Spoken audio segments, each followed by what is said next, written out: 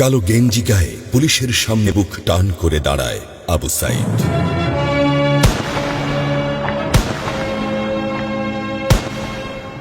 Police তাকে রক্ষা করার বদলে গুলি করে। ঠাস ঠুস কয়েকটা গুলির মধ্যে একটা গুলি লাগে তার কোমরে। খানিকটা ভাঁজ হয়ে যায় শরীর। সম্ভবত সে বুঝতে পারে নাই। ঘাড় ঘুরিয়ে কোমর দেখার চেষ্টা করে একবার, তারপর আবার আগের মতো আবার দুই হাত প্রসারিত করে সিনা টান করে দাঁড়ায়। ডান হাতে ছোট্ট একটা লাঠি। বিশ্ববিদ্যালয়ের প্রধান ফটকের পাশে বেশ কয়েকজন পুলিশ, হাতে রাইফেল, রাইফেলের তাজা গুলি, আবারও গুলির শব্দ। পরে গুলিটা কোথায় লাগলো বোঝা গেল না। তবে আবু সাইদ টলছে। পড়বে পড়বে ভাব, কিন্তু সে সোজা হয়ে দাঁড়ানোর চেষ্টা করছে। গুলি খাওয়ার আগে ফেসবুকে তার শেষ পোস্ট ছিল, যতদিন বেঁচে আছেন মেরুদণ্ড নিয়ে বাঁচুন।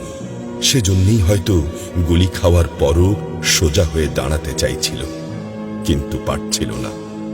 আবু সাইদের মেরুদণ্ড সোজা থাকলেও শরীরটা মাটির দিকে ক্রমশ ঝুলে পড়ছিল।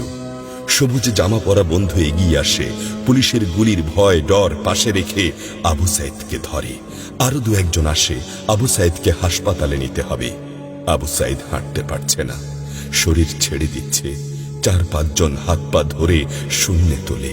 আবু সাইদ ঝুলছে আর রক্ত পড়ছে টপ টপ টপ।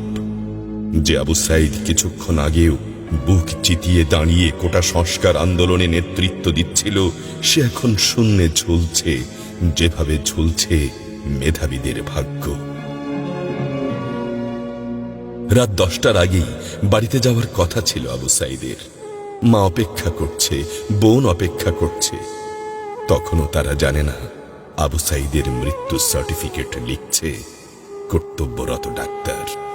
নাম আবু সাইদ, পিতা মকবুল, ঠিকানা বাবনপুর, পীরগঞ্জ, রংপুর।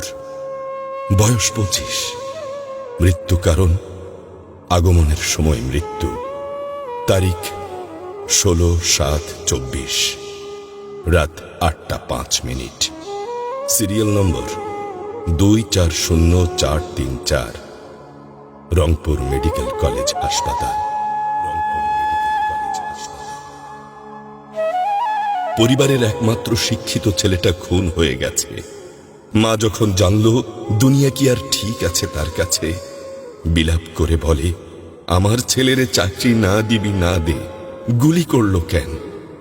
বোন সুমি আর্তনাদ করে বলে, 3টা গুলি কেন আমারে করলো না?